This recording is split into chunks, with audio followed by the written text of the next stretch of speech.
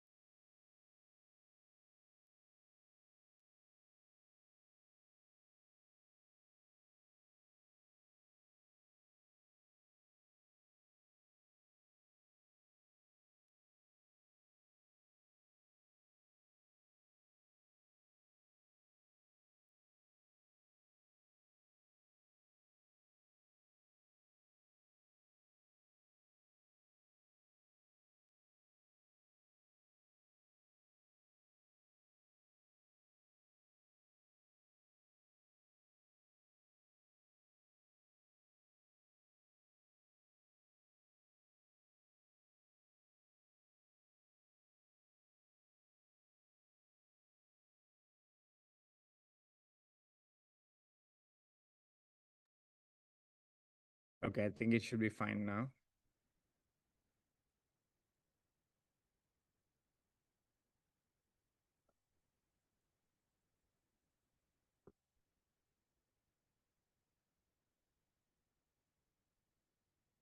All right, I think I'm unmuted now, so we should be fine.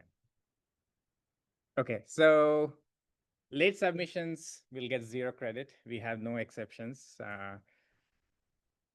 And one of the reasons for having the strict rules is that the grading is going to be, again, mainly for effort. For most of the assignments, if you make an attempt, most of the problems you'll get 100% of the credit. Okay. Think of the homework problems as really as practice problems for the exam. If you don't think about them during the week, when this material is being taught, you will have a lot more trouble doing them on the exams. Okay. So as long as you are making the effort, you'll get full credit for the problems, and it will help you a lot for the exams. Okay. The problems will be a little bit challenging, but just keep this in mind throughout the course. All right. Okay. And the homework schedule is all up on the course website. We'll also have the homeworks to be submitted on Gradescope. Homework and exams, everything will be done through Gradescope. If you're registered for the class, you'll find a link for that on Bruin Learn pretty soon. And this is the schedule for the lectures, pretty much every other week or so, and for the homeworks. The last homework is less than a week long, just because I want the solutions to be available for the final exam. Okay. So that's why the deadline is a little bit ahead, like Friday, so that I can release the solutions immediately and you'll have time to look at them for the exam, which has much more credit. Okay. All right. And regrades, just be punctual with it. We are using Gradescope. Just submit the request for anything that you have within a week. I don't want to hear about homework 1 in the finals week to say I missed something there. All right. Okay. Collaboration is totally fine. But remember, homework, really think of it as practice problems for the exam. Just make an attempt. Think about it. Right? It's just like mental exercise. If you exercise, you'll do better in the exam. Okay. And for the exams, a couple of important things. The exams are non-cumulative. Okay. The final exam is really not a final exam. It's like a third midterm. The first exam only covers the material from the 8 lectures, 1 through 8. It'll be in class on October 29th. If you have an issue with these dates, let me know by this week. I already had a couple of students who mentioned some serious conflict that they had, and we, I think, figured out a solution. But if you have any other issues like this, please come by pretty soon. Okay. I can't say I can create, meaningful solutions, but we'll try. All right. Exam 2 is on November 19th, again in class, the lectures 9 through 14. As I said, even though it's non-cumulative, the content of the course is cumulative. Okay, it's not like lecture 9 is not going to touch anything from lecture 1 through 8, but it's not, the material will focus on whatever new stuff is being taught in this window. And the same for the third exam. It's per university schedule, But it's, as I said, it's not like a final exam. It's like a third exam, third midterm. It only is 2 hours long, just like the other exams. Any questions about the exams? Okay. So one other thing, which I haven't put it out here, but it's on the course website, is because we have in-class exams on October 29th and November 19th, I'm going to be teaching the lecture on October 31st. Wait, October has a 31st. Yeah, October 31st in discussion section. Okay, so we'll have a makeup lecture for, instead of having the lecture on Wednesday, I'll have the lecture on Friday in discussion section, one of the discussion sections. And same for November 19th. Okay. Yeah, so the course website has all of this information. And the other important resource we will use is EdStem. It's basically like Piazza or whatever other format that you might have used, but it's a little more convenient for this class because I have some templates that I've used before. And if you have a ucla.edu address, you can register through it by the link provided on the class website. If you have trouble registering for it, send us an email and we will add you to the course. Okay. And once you log in there, you'll see things like these lessons. Each lesson will have the video, the course notes or whatever. Okay. And the main textbook we have for the course is Introduction to Theoretical Computer Science by Boaz Barak. It's a little bit different from other older expositions, but I think it's more fun for the modern stuff that you're familiar with. Okay. All right. In terms of resources, EdStem is much faster. Me or the TAs will usually respond to you within a few minutes, or if not, within an hour. And for office hours, again, they're less frequent. At least mine are only twice a week. But there are 3 other TAs who will hold 2 more hours of office hours each. Okay, and I'll do at least 1 or 2 in mid-course surveys to get some feedback on how to improve things. If something is working, something is not working, do let me know early so that we can adjust and improve what's being learned. Okay, so summary of tools. We have 3 things. Unfortunately, I can't make it a one source that one place where everything is present. If you go to the course page, you'll find links to everywhere, but you have to upload assignments on Gradescope, use EdStem for communications, and that's where you will see all the lecture notes and other stuff. Okay, any questions about the logistics? Okay, so let me do one thing quickly.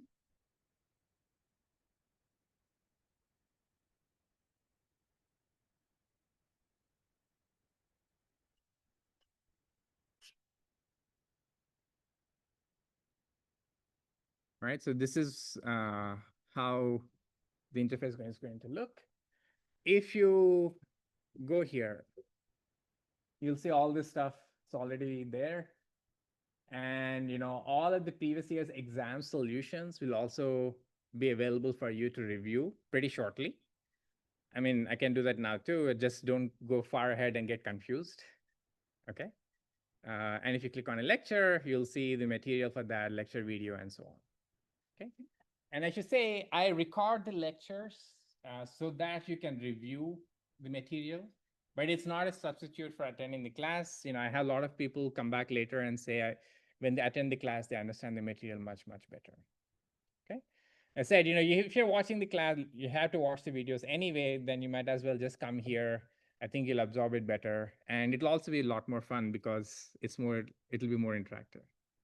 Okay. And the one thing that I had to do last time was if the attendance dramatically drops, then I'll stop having the videos available publicly and only provide them to students who have a genuine excuse. Okay, so just take that into account in how you manage your time. All right. Okay. So the one other thing I wanted to show you was this.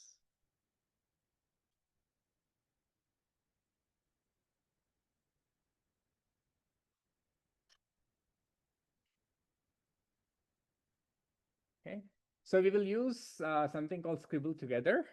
It's a writing app, and you can follow it live if you want. You can go back and forth. The link is already up on the course website. And if you go there, you'll be able to see it. Okay. But that's one of the main things. That's the main, I won't have any slides afterward from now on. It'll mainly be handwritten stuff.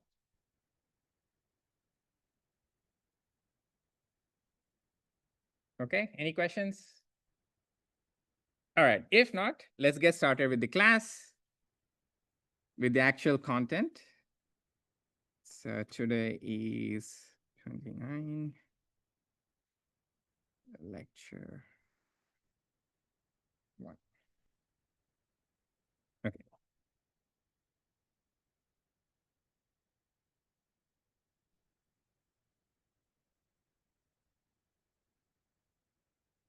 As I said at the very beginning, the main question that we're trying to understand is what is computing, what can we compute, and what are there things that we cannot compute? If so, why?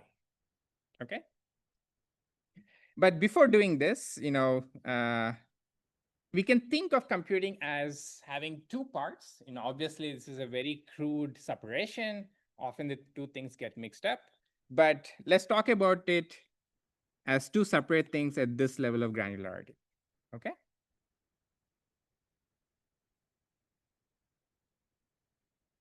And the first one is data, which is just representation of objects.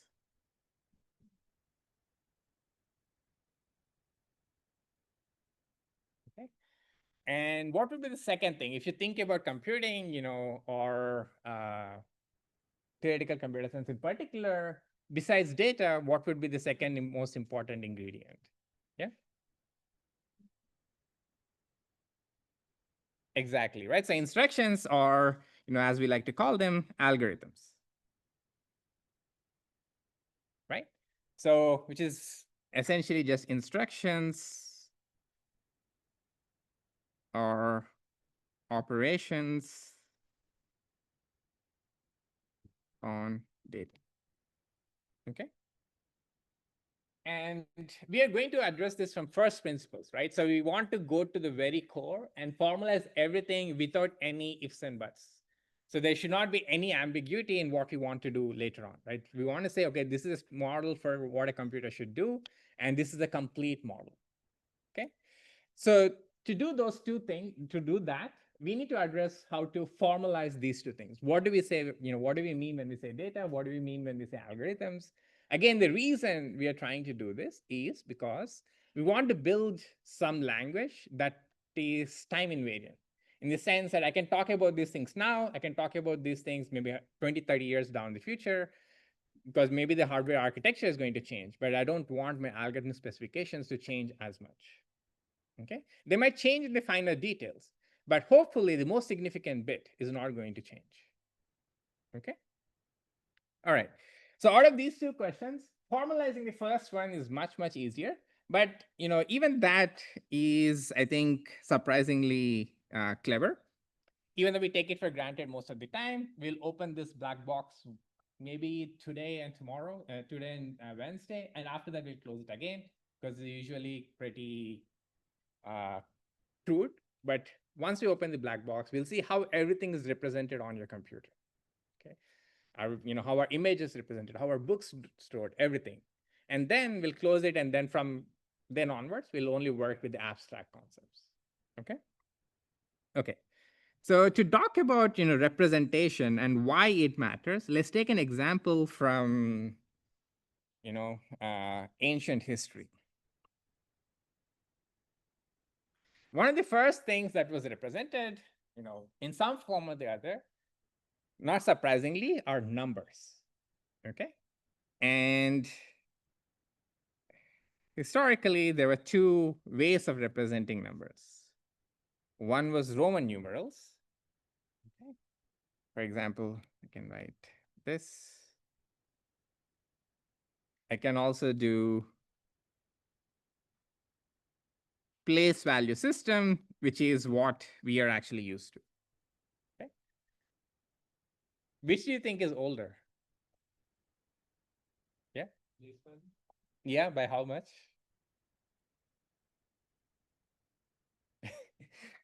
Place value system is 4,000 years old. I found it surprising. It goes all the way back to Babylonians. And I'll tell you why it's surprising, because place value system is so much better, right? Okay. Why do you think, or I just made a statement, place value system is a much better representation of numbers. Why do you think that is? Yeah. Exactly, right? So it's the succinctness of the representation that is vastly different, even if they're both representing the same things, right? So for example, I think, representation matters much more than what we think of. If you are only inundated with Roman numerals and someone was trying to compute what is the distance to the moon,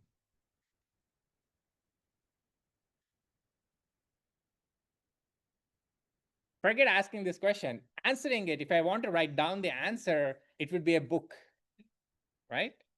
So to write it down,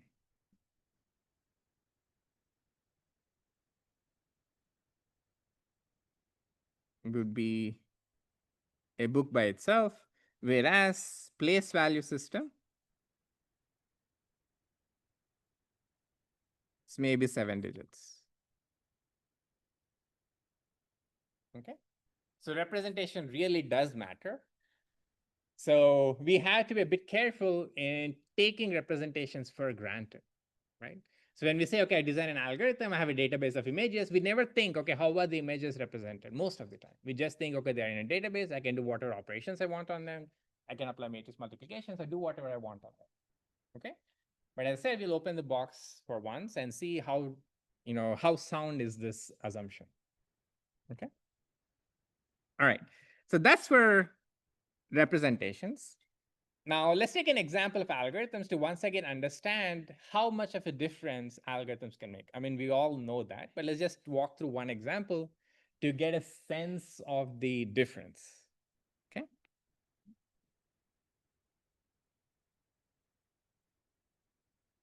Okay, so maybe let's take a walk back in time. What was the first algorithm that you ever saw?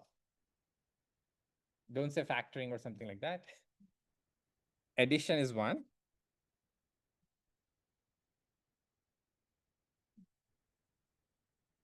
Next, anything more complicated than addition? What was the first, let's say, algorithm that was more complicated than addition that you saw? Sorting? Grade school, think, multiplication. All right, that was the answer I was looking for at least. Okay. So let's think about multiplication. This is something that we teach, elementary school kids, right? You teach them an algorithm to multiply numbers, okay? And, something like, let's say, this is what I'm trying to multiply. You say, there's an algorithm where you multiply one digit with everything, write down something here, shift, add, and so on and so forth. Okay.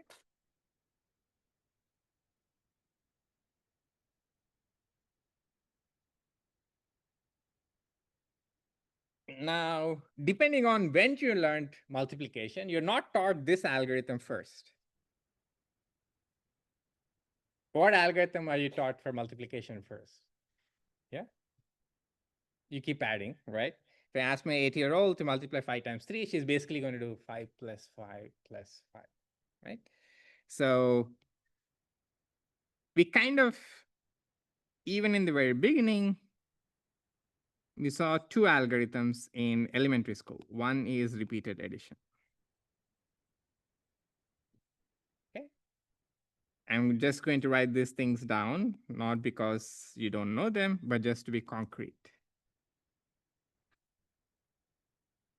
Okay. Again, we're going to be very precise, and we have input, which is two numbers, and the output is x times 1. Okay, that's the desired output. And pseudocode will be something like, okay, result is 0, and you have a for loop.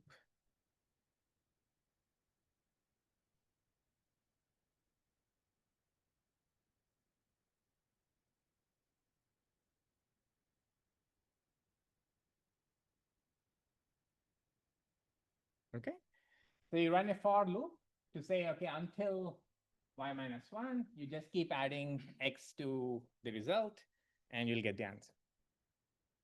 Right? Okay. So that's one multiplication algorithm. The other multiplication algorithm is we are actually going to use the fact that we get a compact representation. So we are being given the number in place value system in decimal notation, right? And the same thing for this. Right? And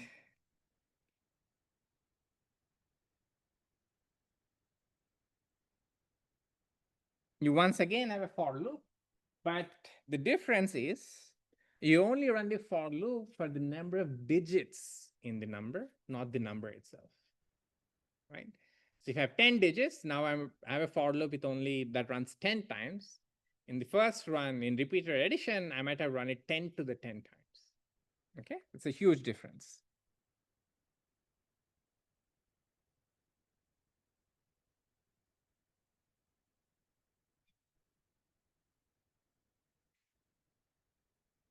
All right, very simple algorithms.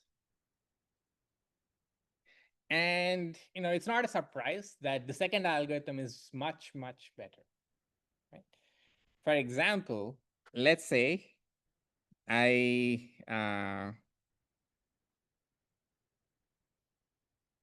let's do a very crude comparison. Suppose I'm trying to multiply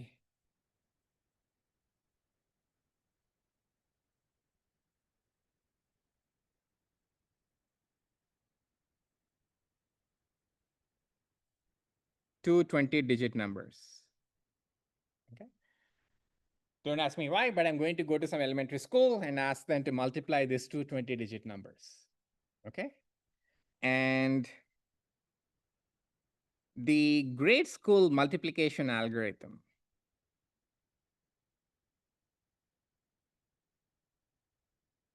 versus repeated addition. So how long does the multiplication algorithm take if I have to do 20-digit number multiplication? Guesses? Well, I have 20 digits and I have 20 digits. So I have to multiply each digit with these 20, and then I have to repeat this 20 times. Yeah, exactly. So it's going to be something like 20 times 20, which is 400 operations. Roughly, you have to multiply these digits, and whereas repeated addition is that can potentially take 10 to the 20 operations. Okay. There's a huge difference between these two because one is its complexity is determined by the bit complexity. The compactness of the representation is being carefully exploited. And in the other one, I'm just doing a for loop 10 to the 20 times. Okay. And to further emphasize the difference, let's say my fifth grader uses grade school multiplication, and maybe they take 10 seconds per operation.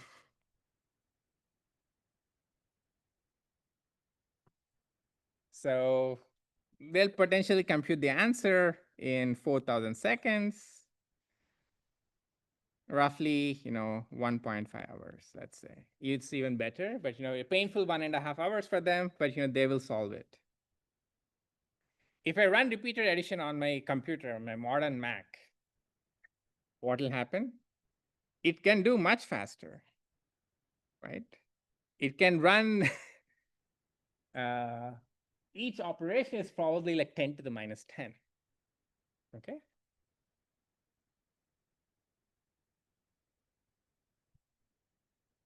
But the total time will end up being roughly 300 years. Okay? So good representation, good algorithm will beat out no matter what you do, no matter how sophisticated a hardware you keep, when the input sizes become big enough. Okay? So this is just to drive home the point that representation matters, and so does what algorithm that you use. Okay? So even in, whenever people came with grade school multiplication, they didn't have to think about, okay, what if my computers were blazing fast? Even then, grade school multiplication is clearly a better algorithm, right? Okay. Now you can ask, okay, is that the end of the story for grade school multiplication, for multiplication in general? It's actually not.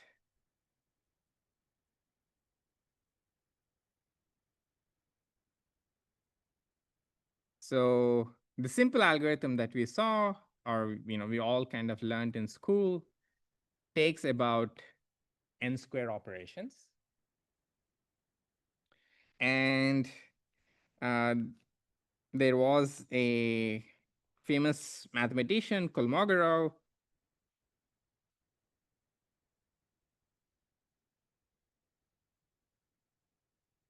who conjectured that you cannot do better for multiplying numbers. He said, okay, n squared is the best you can do. There is no other thing that will beat grade school multiplication substantially. Yeah.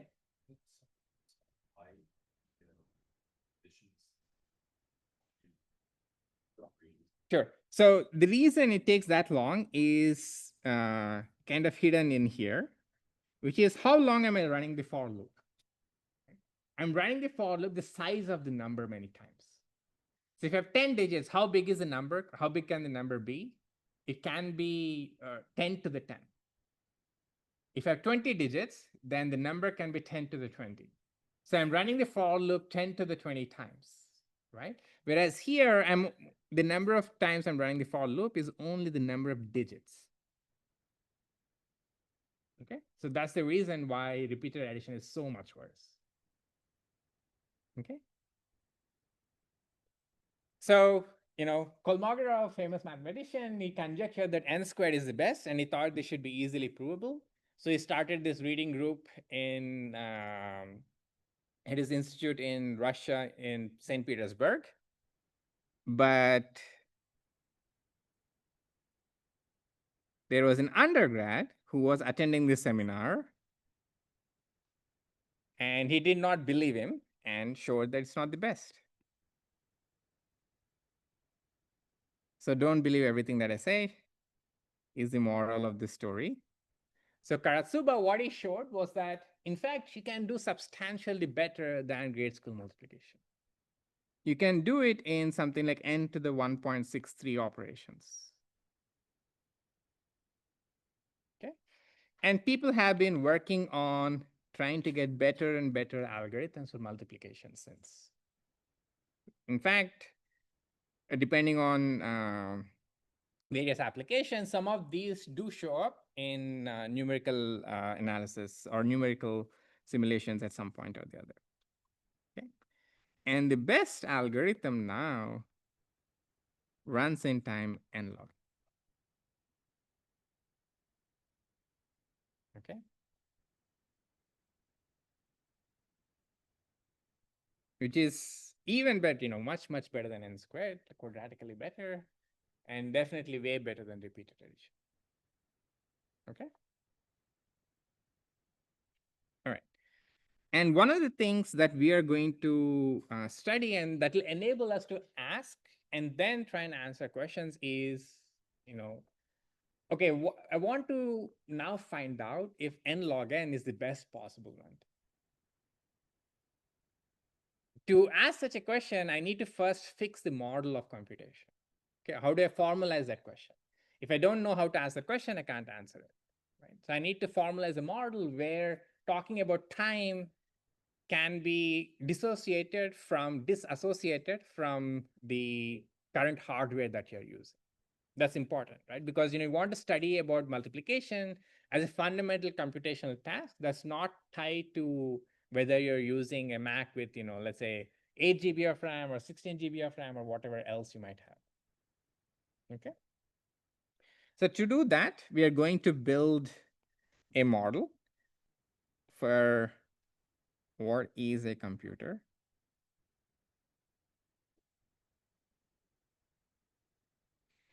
And then ask and partially answer what can we actually compute.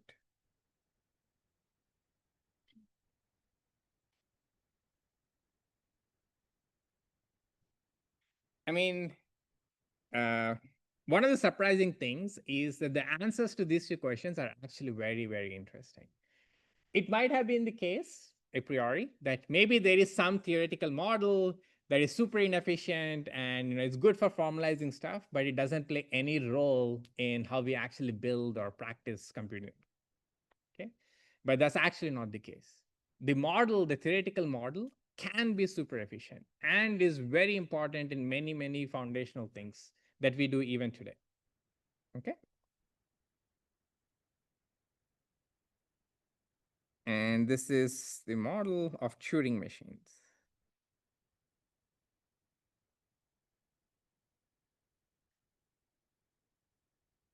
So there is a very simple to describe model.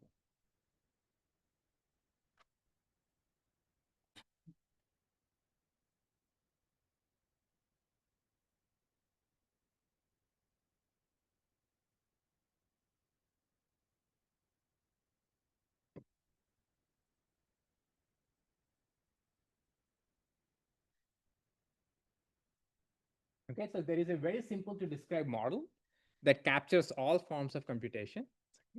And as I said, the model is actually super interesting. You can actually simulate any other, even latest technology on Turing machines with a slight overhead, with only a logarithmic overhead. It can be, terrible for some applications, but in the bigger scheme of things, thinking about having a single model which can capture everything else with such a small overhead is pretty amazing. I would say we got lucky there. Okay. Again, logarithmic overheads can be killer for many applications, but the fact that it works across all applications is pretty surprising. Okay. You have a question? Yeah. When they're computing like and for some sort of algorithm, aren't we like making an assumption of like a machine that like does something? Exactly. In fact, the right statement there would have been to say on a Turing machine, you would need this many operations. In fact, that's exactly the purpose. Once you have this model, we can understand the flexibility in the model. And then underneath this big O notation is the fact that Turing machines are pretty robust. They can absorb these constants, and we don't have to worry about those things as much. Okay? Yeah, it's a good question. Any other questions? All right. So before we start talking about computers and what is a computer, how do we compute, how do we model computing mathematically, we have to first talk about what we are going to compute on, right? And that means we need to think about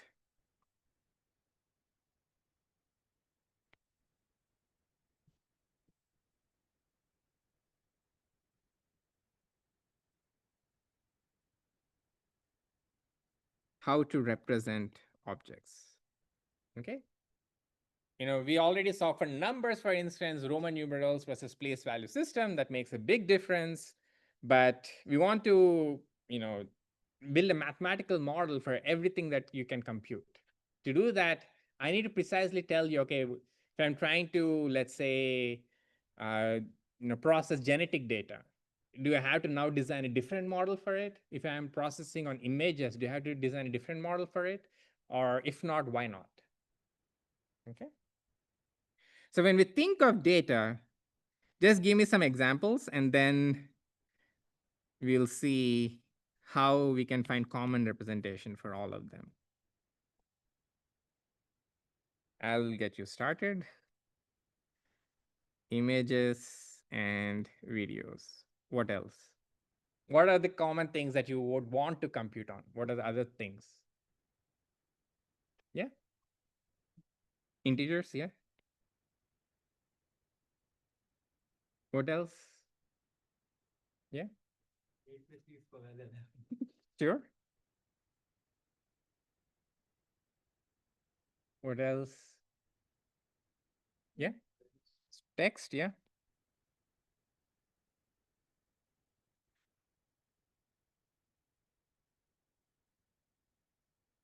You know, sorry? Yeah. I guess, that's a little bit too broad, right? So I can say code. We compute on code too.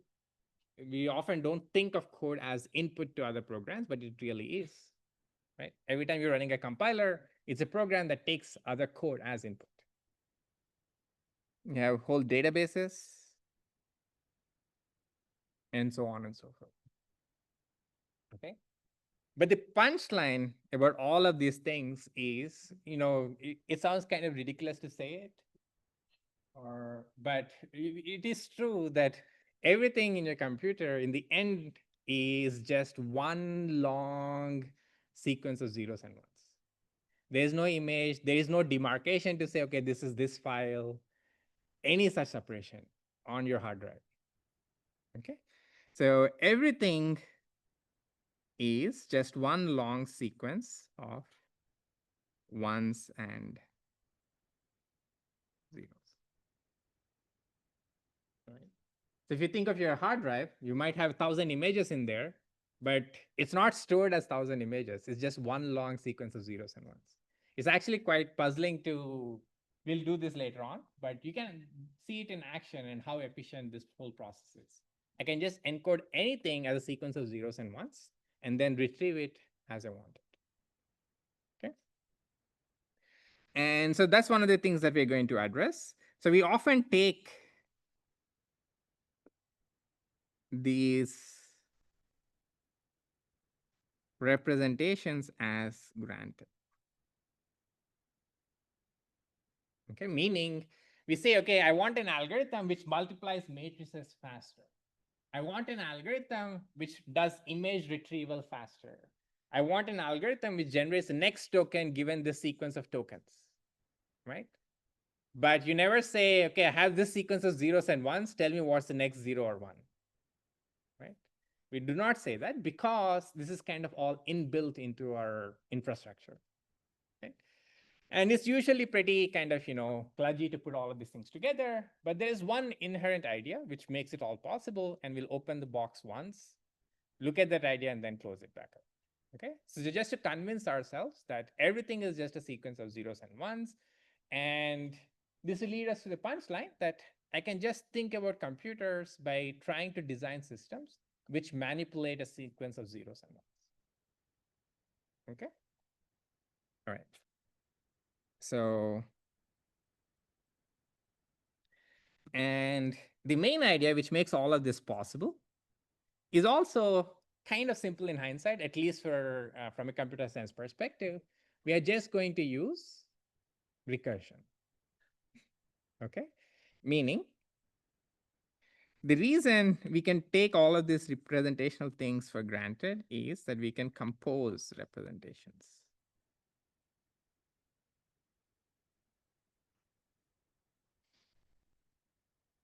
Right? So if I can represent numbers, we already saw, we have place value system, right? If you use binary, then you're already in zeros and ones.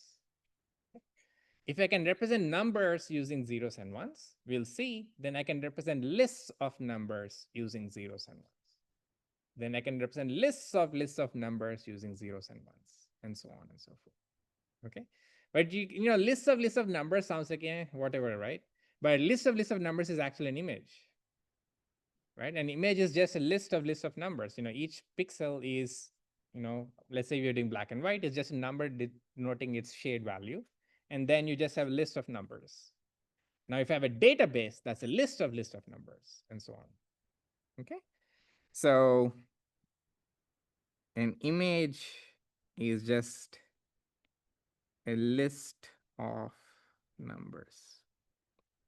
Okay. So what we'll see is, we kind of already know how to represent numbers. For example, we can use binary representation, right? And given representation for something, we can easily build a representation for collections of things from that something. So I can build a representation for lists of numbers, right? And then a database of images.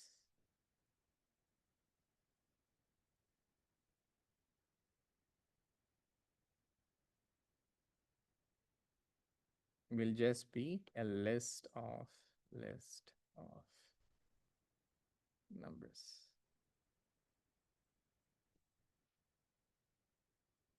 Okay, and so on and so forth. Okay, so lists are very powerful because we can compose them. And once again, this is not a theoretical thing that we're just doing for our own fun. It is fun, but also this is how practically many things are indeed represented on your computer, right?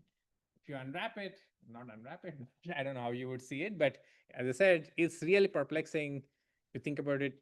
If you don't think about it too much, that this all just a single sequence of zeros and one. Okay, there's no mark anywhere else in the sequence.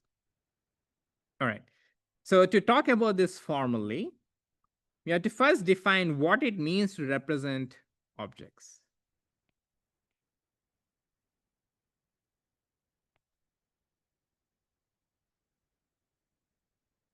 Okay. So what's a representation?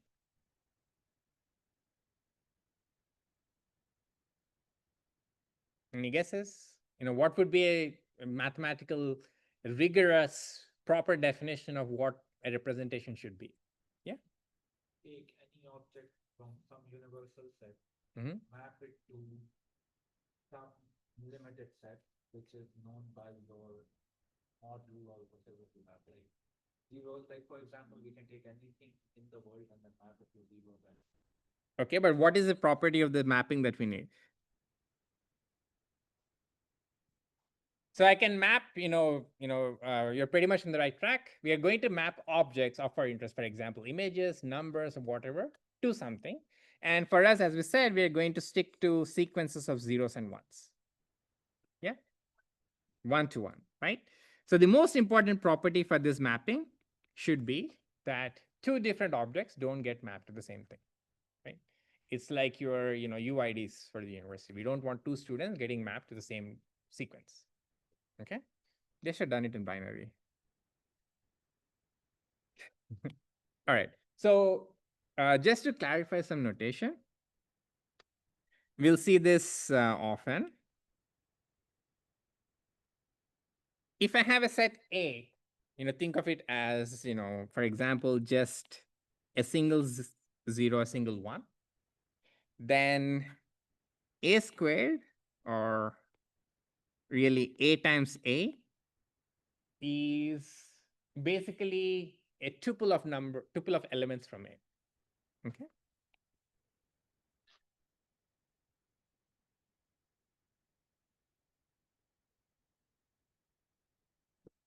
For example, 0, 1 squared just means the set of all sequences of length 2, which are only zeros and ones. Okay. And similarly, you can define A3, A4, and so on. And A star is just notation for all possible sequences of finite length. Okay. And this is called, there's a name for it. It's called a Kleene star.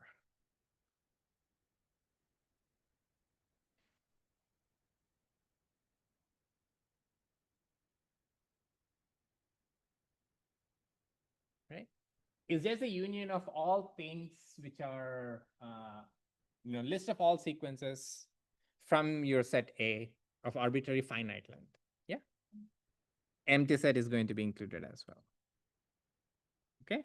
This empty set being included is kind of convention. So, It doesn't mean much, but it makes some other conventions later on easier. We have to stick to one. We're going to put empty set in the clean star. Okay. All right. So now an encoding is a mapping from whatever object space you have, images, text, genetic sequences, whatever you have, to 0, 1 star. And we will say it's a valid encoding.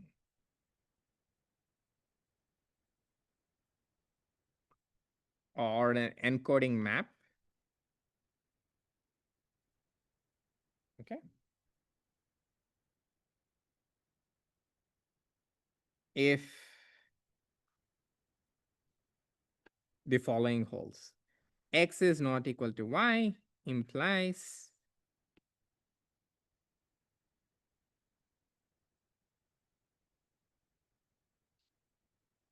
okay. So if two objects are different, then their encodings must be different. Okay, that's the only property that we desire from an encoding. We are not asking for efficiency or anything. The fundamental property is that two distinct things get mapped to different things. Okay. And since we'll be using this notation a lot, let me emphasize that 0, 1 star just means any sequence, finite sequence of zeros and ones. Okay. For example, clean star notation, if I've put all the letters of the alphabet and put a star, this is just going to be all possible, words and everything else. Okay.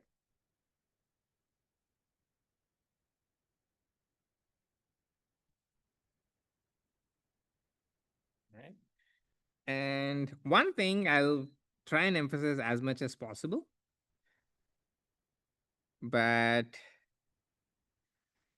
there is a hierarchy of importance of things that we'll discuss in the class. Okay. And as I said, one of the most important goals for us is to define things properly. I want to define what a computer is. I want to define what it means to compute something and so on, right? So throughout this class, I would say definitions are more important than properties that we prove about them. Okay, so than the theorem statements.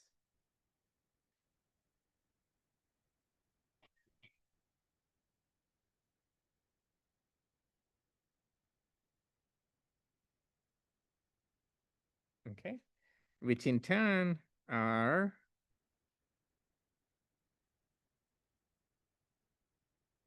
more important than proofs. Okay, this is a relative ordering. It's not an absolute ordering. Doesn't mean proofs are not important. They are important, but definitions are the most critical. So if you miss that, then the rest of the stuff is not going to make much sense. Okay, so make sure to spend time understanding the definitions. Some of them will be pretty natural, and some of them, might seem again obvious, but they were ingenious when they came out. Okay, I'll try and stress that. All right. So now going back to our thought process, we're talking about representing things, and let's do an example.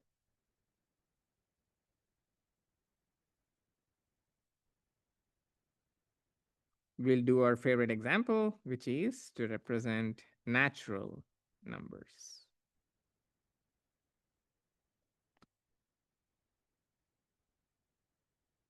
Okay, so we have natural numbers and we want to represent it by binary sequences. Okay, and I'm a computer scientist, so natural numbers start with 0. Okay, don't ask me why, but they do. All right. Now, we have many ways to encode natural numbers. Let's come up with a few and then we'll debate which one's better and see what we can do with them. What's the simplest way to represent natural numbers? Yeah? The number of ones be the same number. Yeah, so that's called unary encoding. Okay, because in some sense, we are only going to use one of the two available symbols. Instead of using both 0 and 1, I can just say, okay, E of n is going to be n plus 1 zeros. So under this representation, E of 0 is going to be 0. E of 1 is going to 2 is 0, 0, 0, and so on. Okay. And this is a value encoding. Two numbers will always get mapped. Two distinct numbers will always get mapped to different sequences. Okay. No surprises there. All right. And then we have a next step up. We were only using one symbol. So let's not talk about this. Using two symbols, both of them we have at our disposal. So let's do binary encoding. And I'll call this n to b. So I want a mapping from natural numbers to binary sequences. It maps a natural number to a 0, 1 star sequence. Okay. And, I'm sure most of you have seen the definition of binary numbers, but let me just write down one to be precise.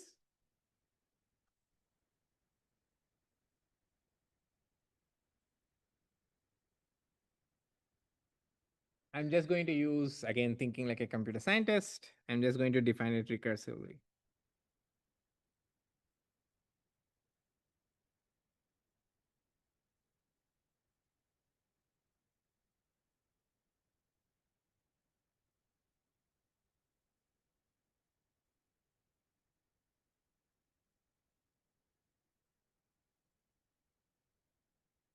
Okay. So if it's 0, it's just 0. If it is 1, it's 1. Otherwise, I divide by 2 and round to the closest integer downward, which is the floor operation, and then append with whether or not it is a 0 or 1 mod 2. Okay. If it's even, then I put a 0 at the end. If it's odd, I put a 1 at the end. Okay.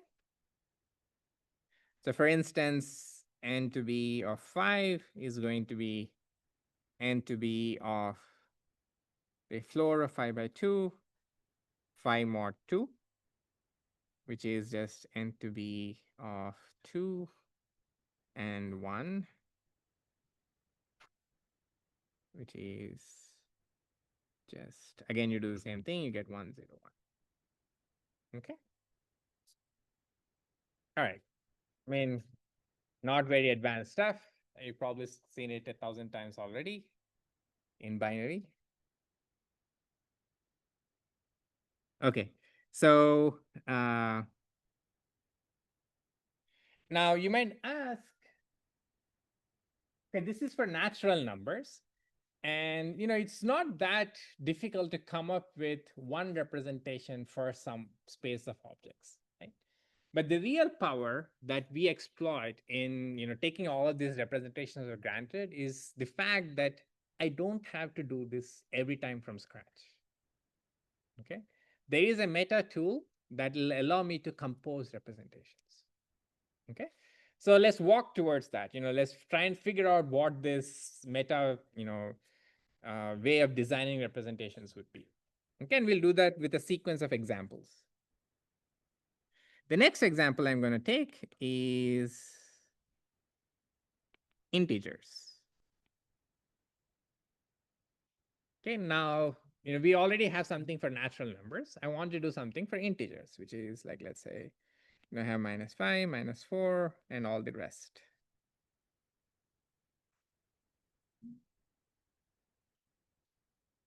Right? So I want some way to go from integers to binary sequences again. given I already have a way to represent natural numbers, what would be a way to represent integers? Any suggestions? Yeah.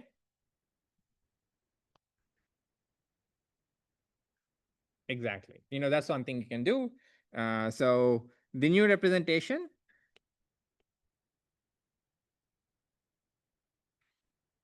like a good computer scientist, I'm just going to reduce to something that I already solved, which is to natural numbers. So I'll just say, and maybe it starts with a 0 if it's positive,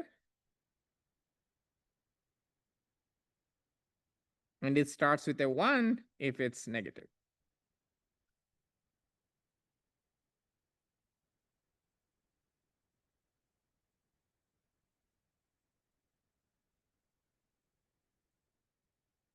Okay. All right. Easy enough. But, I did say that proofs are not as important as theorems and definitions and so on. But let's pause for a second and let's say someone asks, okay, is this a valid representation? Yeah. I think the only thing I could think of is like there is a string in like what do you call it? The range, like 1 0 0 0 0. That is like not properly true. Like So the thing to keep in mind is that the encoding doesn't have to be an onto mapping. It only has to be 1-to-1 mapping. We don't have to hit everything in 0, 1 star. Right? We're only representing images or whatever as sequences. The sequences don't have to correspond to something from our space. Okay. It might be important for some applications, but at least at this level of representing data, we don't care if there are strings which don't make sense. Okay. All right. So now, if someone asks me to prove, or let's just check whether or not it's an encoding, proper encoding, how would you do that? You might try and prove it by induction or doing whatever that we have a good encoding, right? But what we will try and do is, or focus on, is the fact that something is an encoding, a proper is a valid encoding, if and only if there is a way to decode. Okay, meaning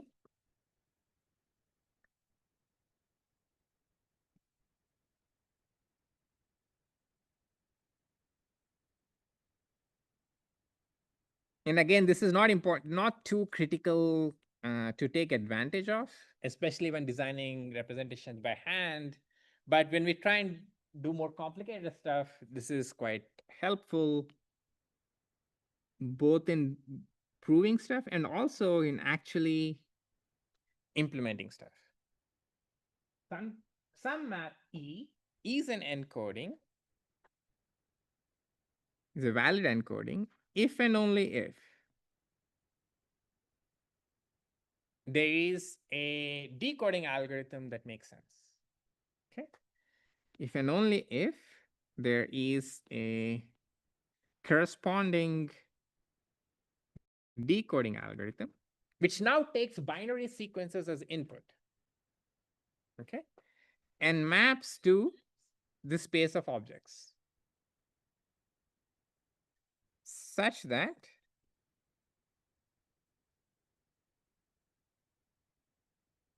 for anything in my starting space, what property should I have? So what would be a good decoder? Yeah.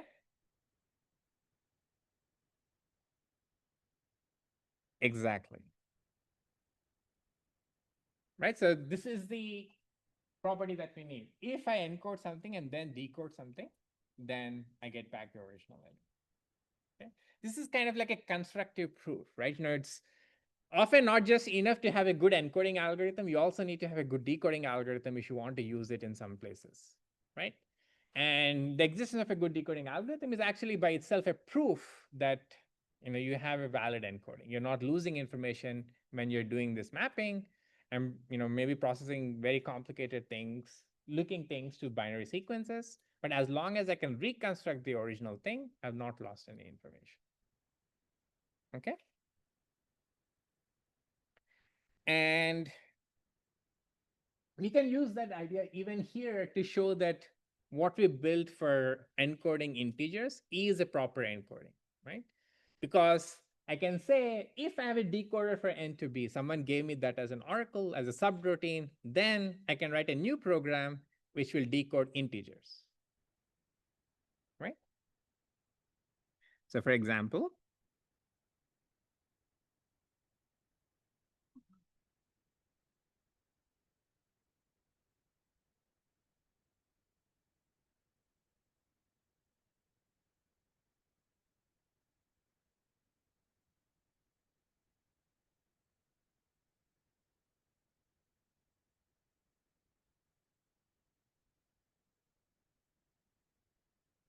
so we have some sequence as input,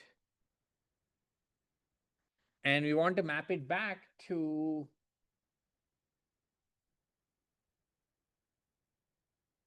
an integer. If the first bit is 0, you just output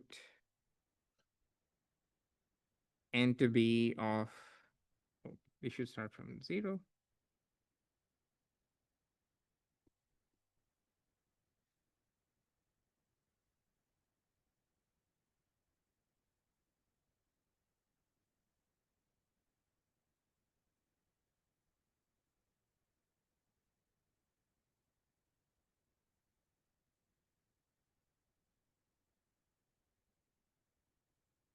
Okay, so I can call the decoder for binary numbers to get the decoder for integers.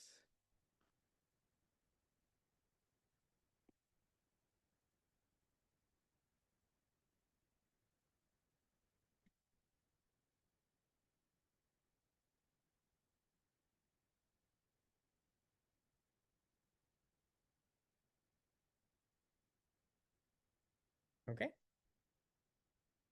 So if you have a decoder, you have an encoder too, if it is a valid decoder. Technically speaking, you have to prove that what you build is a proper decoder.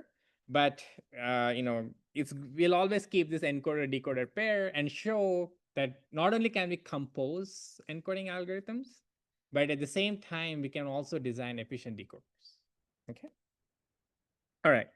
Let's do one more example. And I think this one already hits the sweet spot of allowing us to do or at least isolating an idea which will allow us to do much more complicated things.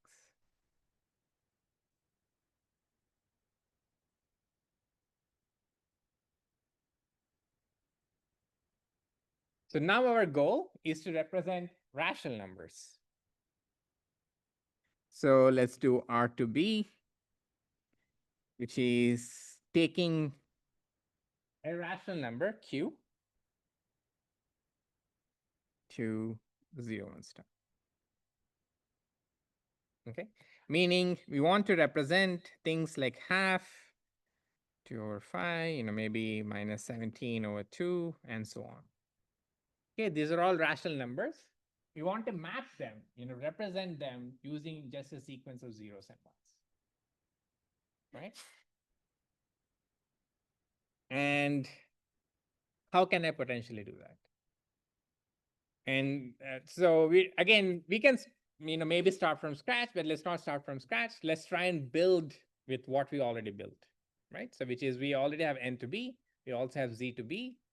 How can I now use them to potentially represent rational numbers? Yeah. So just consider like rational number as like two A to B objects and then combine. Okay. So one idea is a rational number is really just a pair of numbers. Okay, there's a numerator and a denominator, and we can assume the numerator is an integer, the denominator is a non-zero natural number. And if they're minus signs, just put it on the top thing. And we can also assume that they are simplified if it helps, but it's not going to be important. Okay. And the first suggestion was, maybe I know how to represent integers, so I'll just represent the integer p and then follow it up with representing q. Okay. Is this a good encoding? No, right? Why? Yeah.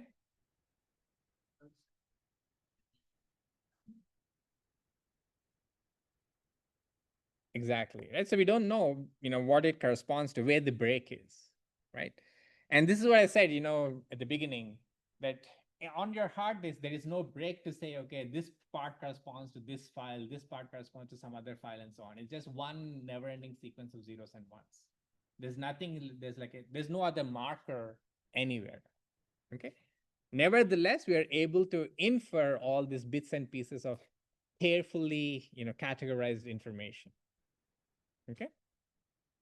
So for instance, here, the problem is that if I do E of 2 comma 5, it'll just become Z to be E of 2, Z to be E of 5, which is just 0, 1, 0, 1, 0, 1. Okay. So this is the rational number 2 over 5. Okay. On the other hand, if I do 10 comma 1, which is the number 10, I'd get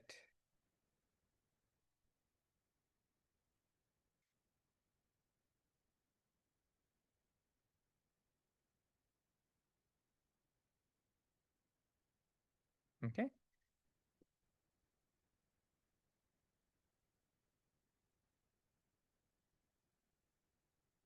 If I knew where to separate, I'm fine.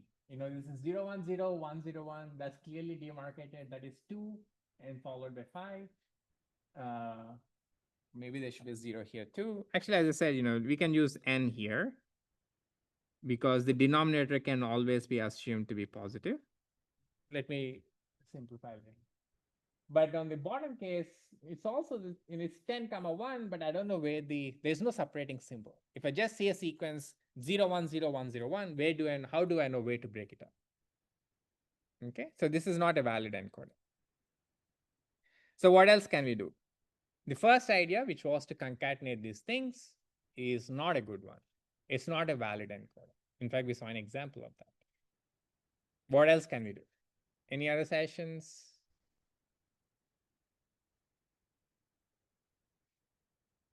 Yeah.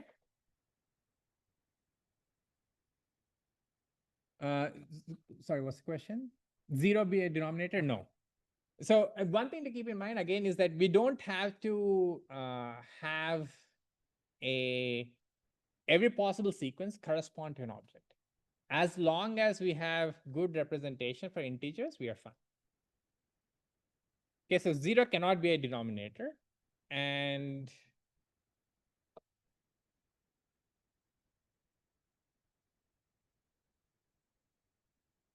that's an excellent suggestion. So, I mean, the reason why it's not a good encoding is kind of evident in this example. We don't know where the numerator stops and the denominator begins, right? So the suggestion was to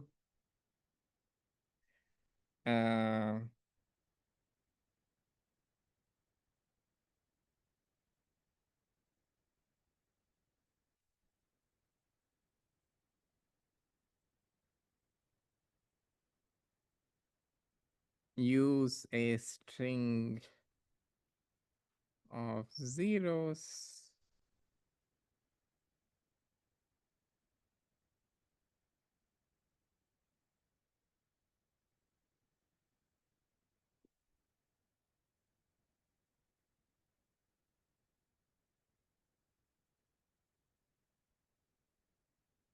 Okay, so we're going to use a string of zeros to indicate when numerator ends. And we can't just use only a string of zeros because, then I might get confused with this 0, right? Because if it's a positive number, it starts with a 0 as well. So I can just slightly fix it, which is, so how can I fix this minor problem that I don't know if the first 0 is ending and my sequence is starting?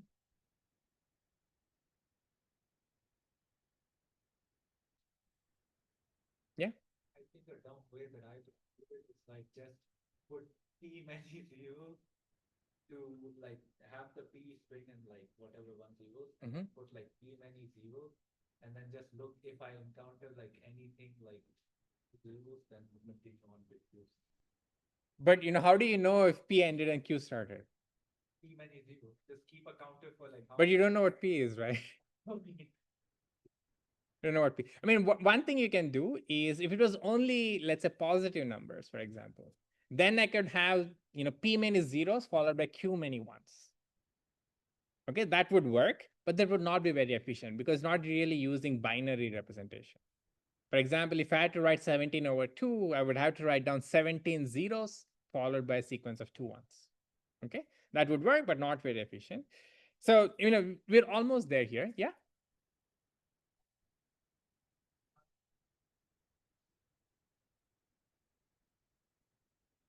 Maybe, but that's more complicated than I think there's a simpler solution to fix this suggestion.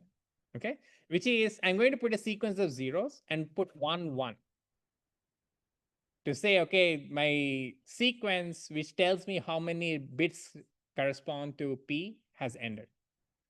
Okay, the first one is always just a marking symbol. I'm going to ignore it. Right. So unary number of digits in P followed by a 1. Okay. And then I'm going to put Z to B of P.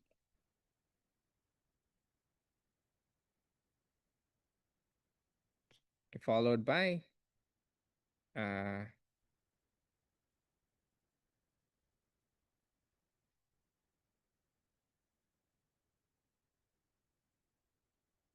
does it make sense? Right. So the number of digits in P in the encoding of Z to B. So let's say, let me be even more specific. Number of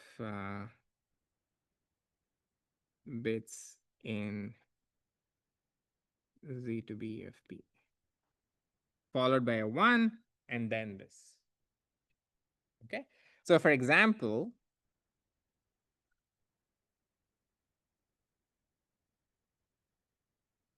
what would this representation be? Let me just work backwards so that it's just easier for me to write down. So what is Z to P of 2? We wrote that down already. It was 0, 1, 0. Right? And N to B of 5 was 1, 0, 1. Okay. And how many bits do we use in Z to B of P? 3. Right? So I'm going to have 3 zeros followed by a 1. Okay. And, if I do 10 comma 1, it would have been 0, 1, 0, 1, 0. Green portion is 1. So these two things are exactly matching up. Where that was the problem with the old encoding. If I just concatenated the encoding of P and Q, I ran into a problem. But now I have a savior, which is that this has 5 digits. So I will put and a 1. Okay. So in this case, at least, we were able to, use the representation that we already did for integers to get the representation for rational numbers. Okay, question? Yeah. Are we that in rational numbers we would have that the Z to B is like 1 because Yeah, I mean, it's not important because, again, we don't have to, the uniqueness only has to go one way, right? It just says that two distinct things get mapped to two different things. Right? You might encode 2 over 4 as 1 over 2. They might give you different things. That's okay. Okay, it's a good question. In some sense, the encoding requirement is the minimal one. We're not requiring other properties. We're just saying two distinct things must get mapped to different things. Yeah.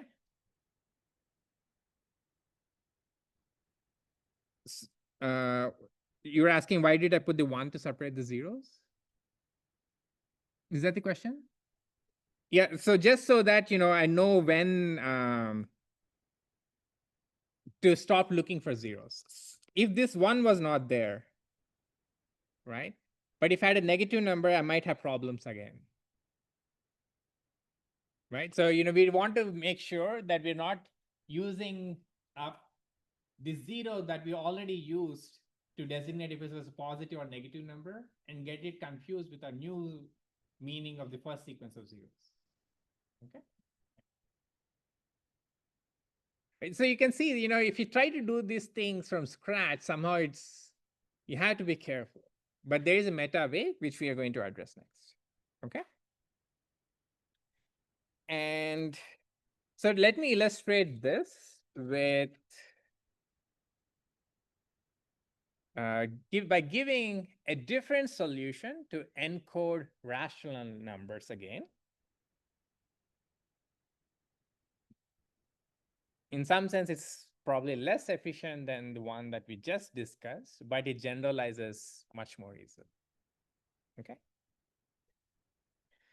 Okay, so here's a new encoding for rational numbers. And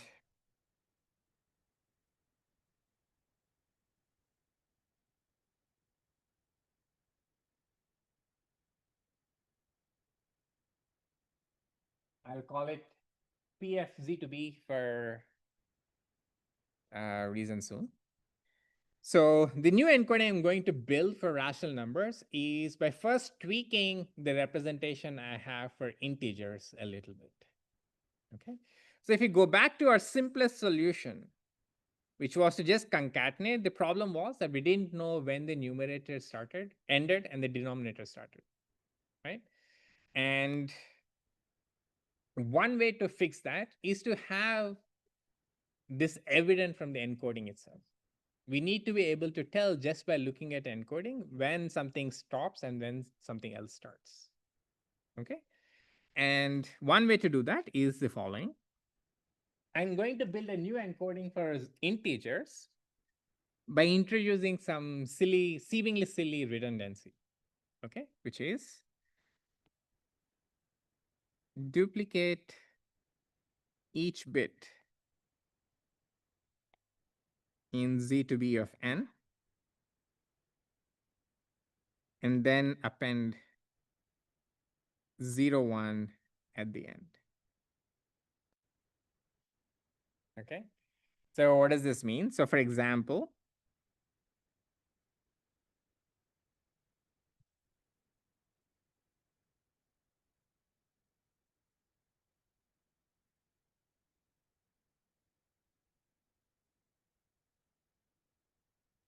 the encoding of the number 3 would just be 0, 1, 1.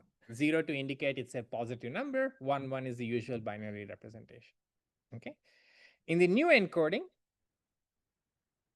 which seems somewhat silly, I'm saying you duplicate each one. It becomes 0, 0, 1, 1, 1, 1, and then I put a 0.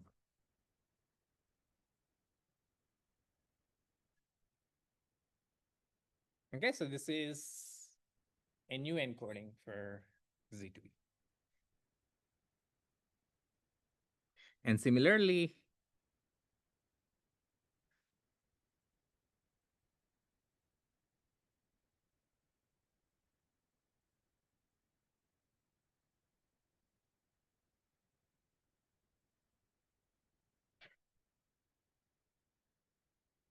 do keep in mind that I'm using this color codes, but you really only see the binary sequence. The color code is only for our understanding. Okay. So the new encoding for the number 5, it seems pretty wasteful, but I just defined something. Okay. But it gives us a big advantage, which is basically you can tell when something ends. The only place a 0, 1 can occur is at the end of the representation of a number. Right? So it fixes the problem that we had when we concatenated the encodings, right? So now I can define a new encoding for rational numbers. I'll call this Q to B from Q to 0, 1 star.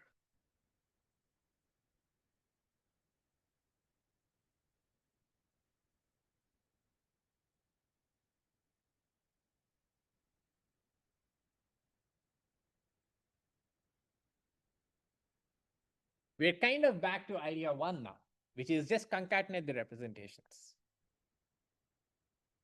Okay. And,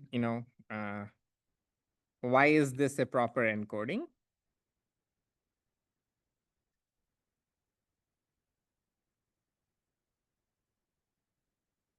Any suggestions? Why is this a proper encoding? Well, we are not going to prove it formally, but just give me, like a decoding algorithm for it. Yeah. Start by reading whatever question we have. Look for the first 0, 1 that you get, Mm-hmm. and that's where you know that the numerator ended. Then look for the second 0, 1. So it's like it's continuing. Exactly. Right. So the decoding algorithm is reasonably simple, which is, keep scanning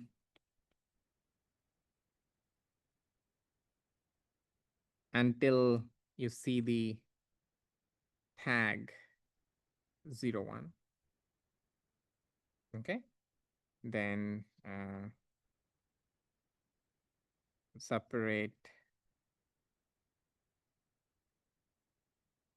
numerator, comma denominator.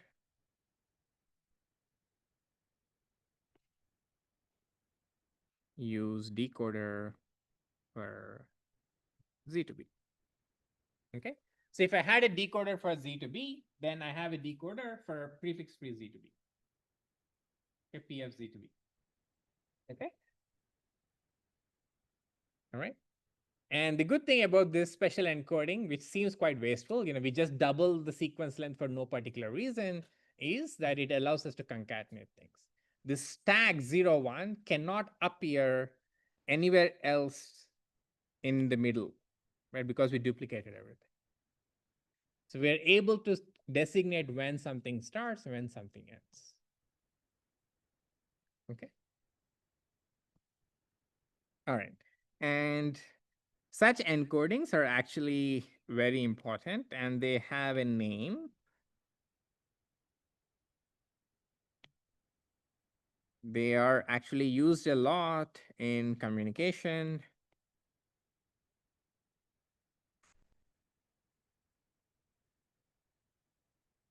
It's called prefix-free encoding. Okay.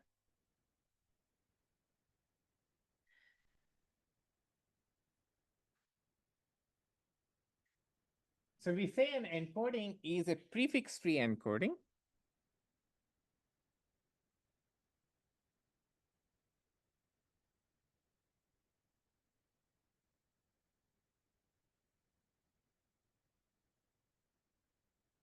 If for all distinct X and Y, their encodings are distinct, which is what a usual encoding is. But in addition to that, now I even require them to not be a prefix of the other. Not only should they not be distinct, not only should they be distinct, but also one cannot be the prefix of the other. Okay. So E of X is not a prefix of E of Y. So meaning if I get, let's say this is the encoding of X,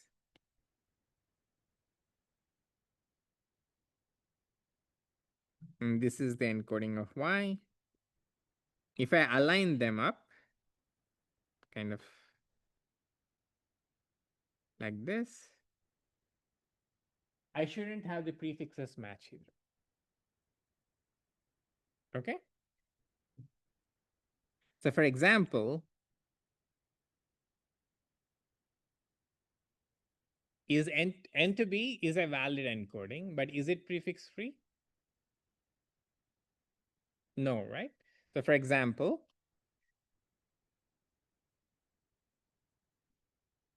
the encoding of 3 is 1, 1.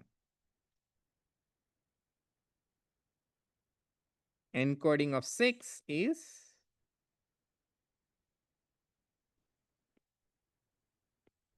110. So they are different as complete strings, but one occurs as a prefix of the other. Okay. So N to B is not prefix free.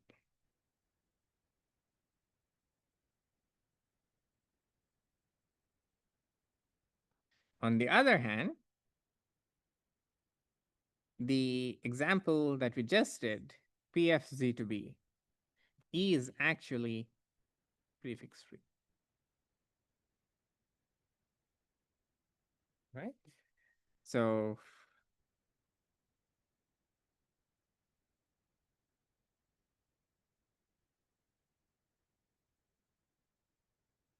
we are duplicating everything. So these any two consecutive ones should match up, except at the very end where we have 0 and 1. Right? And the same thing for Y.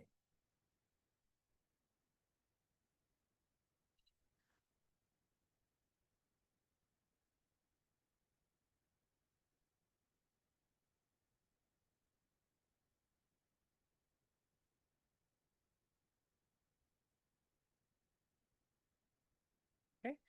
So one cannot be the prefix of the other because 0, 1 only occurs at the very end. You don't have not any other place where you can have 0, 1 in even positions. So they cannot match until the total lengths match. And once the lengths match, the encoding should match, which cannot happen because Z to B is a proper encoding. Okay. So, we've defined some property of encodings. It seems somewhat useful. And we saw an example of that. But in fact, this property is very, very useful.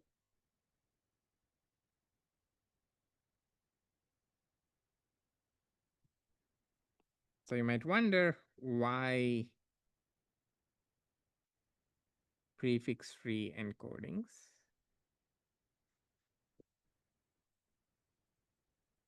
Okay. And the reason prefix-free encodings are better than usual encodings is that we can compose prefix-free encodings for free. Okay. So suppose we have a prefix-free encoding. Let me call it P of some space of objects, 2 binary strings. Okay.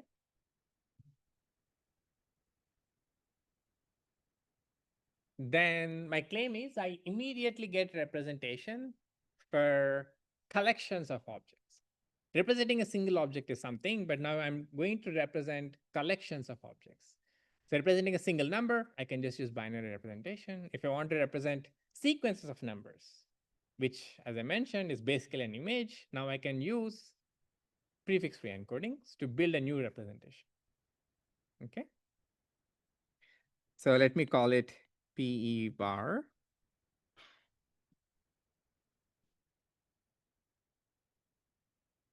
Which is an encoding from a much more complicated space. It's from collections of objects.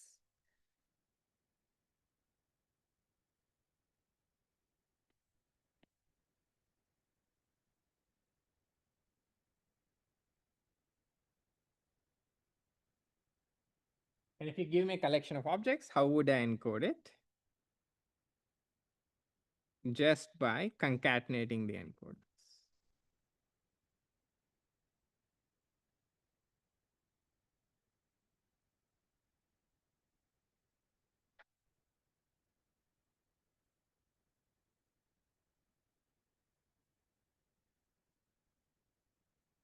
Okay. So in summary, if you give me a prefix-free way to encode integers, then I can give you a way to encode lists of integers. Right? So if I had to represent something like, let's say, I want from Z star to binary, I already have it. The claim is that I already have it. Why?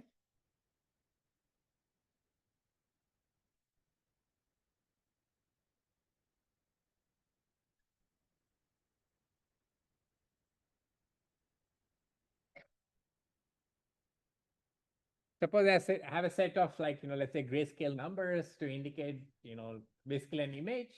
Then the way I can encode it in binary is to use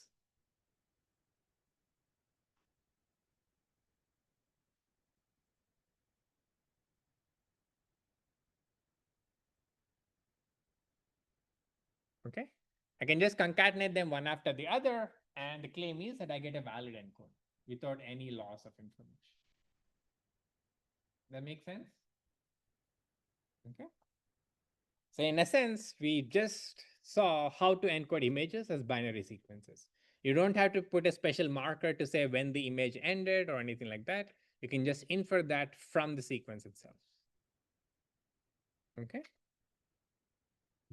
Okay, let's look at this theorem a little bit.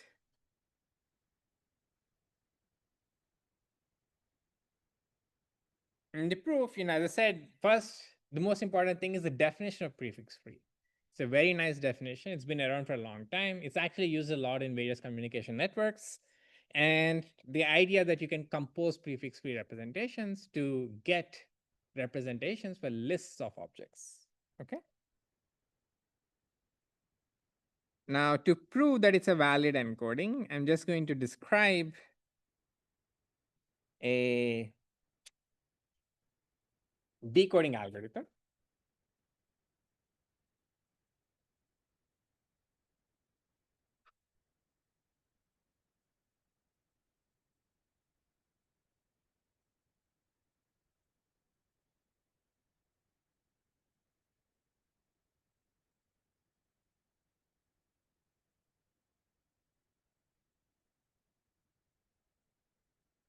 So someone gave me a potential encoding of a sequence of objects, sequence of numbers or whatever.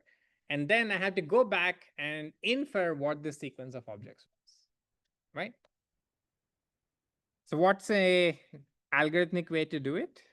Any suggestions? How can I decode back to the original sequence? Any suggestions? Yeah. The, like the same thing, but like you look for 0, 1, and then once you know, as soon as you encounter a 0, 1, you know that whatever was before that, you can put it into the decoder of P2. Exactly. The only caveat I would say is that I'm working in a slightly more general setting in that I don't know how the prefix free encoding came right now, right? So one way we built for integers was that we had the special tags 0, 1, but maybe somebody else found another cleverer way to do it.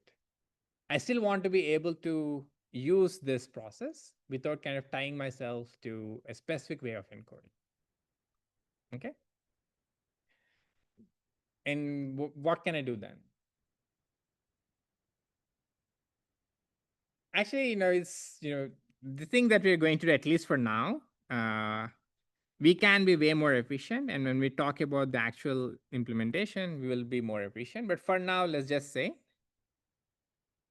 my input is this sequence. Let me call it E. It's a long sequence of zeros and ones, and I have to break it up into whatever the constituting numbers were, right? So I'm going to just write a for loop and check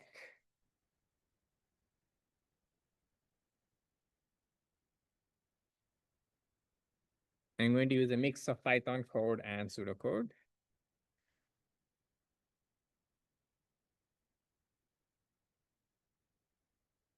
I have this long sequence of zeros and ones, and I'm just going to try and peel off pieces one at a time, which is like what you said, keep scanning until you see a 0, 1. Once you see a 0, 1, you know that you found a piece of the list that you are looking at. So remove that and proceed again. Okay. So the way we'll do this here is to say, okay, check if EI plus 1 all the way up to EJ is a valid encoding.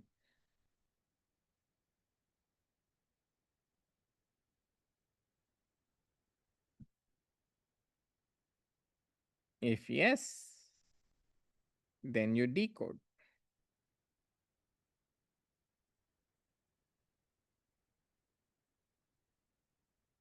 Okay, and once I figure out a piece of the information, so maybe I figured out this is a useful encoding or actual encoding, I will break it up and then proceed on what's left.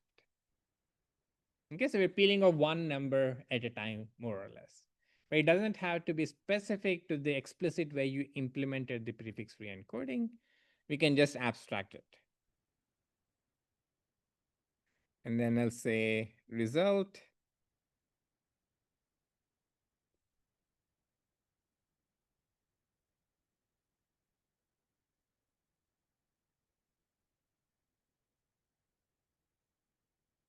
I found a new element of the list. And I'm going to update my indices.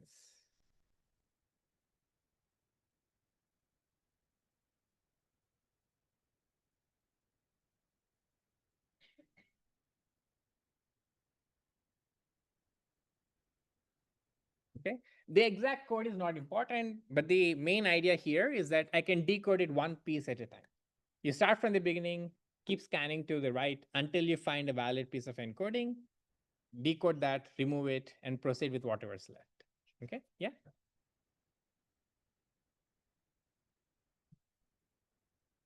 Oh, you are right, you're right. That should be a J+1. Because I'm skipping all the way to J, it should be J+1. Okay. So you identify, maybe the first piece I identify is somewhere here. I chop it off and then start from here again. Okay.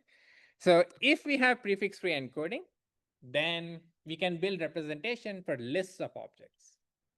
But we still have a catch here, which is that I can't do this repeatedly, right?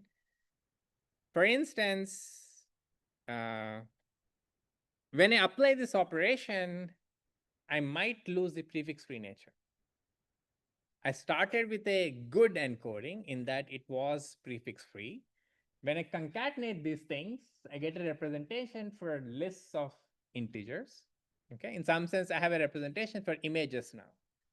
But if I want a representation for a database of images, I cannot use the same thing again because this is not prefix-free.